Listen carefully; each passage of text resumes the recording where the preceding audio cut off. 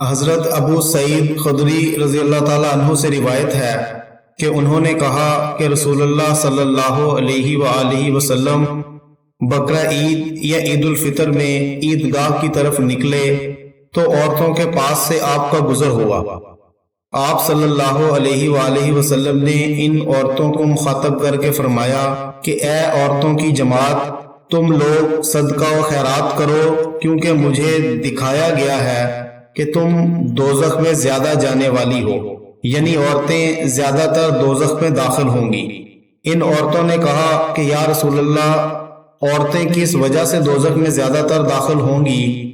آپ صلی اللہ علیہ وآلہ وسلم نے فرمایا، تم لوگ لان تان زیادہ کرتی ہو اور اپنے خامدوں کی نافرمانی اور ناشکری بہت کرتی ہو۔ دین و عقل کی کمی تم لوگوں سے زیادہ کسی میں نہیں دیکھی ہے کہ تم سب سے زیادہ بے عقل بھی ہو اور تم لوگوں کا دین بھی ناقص ہے کہ ہوشیار اور سمجھدار آدمی کی عقل کو کھو دیتی ہو۔ ان عورتوں نے کہا، یا رسول اللہ صلی اللہ علیہ وآلہ وسلم، ہمارے دین اور ہماری عقل کی کیا کمی ہے؟ آپ صلی اللہ علیہ وآلہ وسلم نے فرمایا، کیا ایک عورت کی گواہی ایک مرد کے نصف گواہی کے برابر نہیں ہے؟ یعنی شریعت میں 2 عورتوں کی گواہی ایک مرد کی گواہی کے برابر ہے۔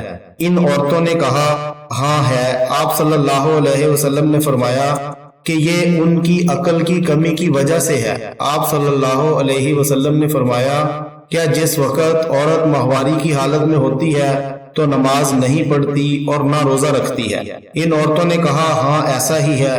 آپ صلی اللہ علیہ وسلم نے فرمایا، یہ ان کے دین کی کمی کا سبب ہے۔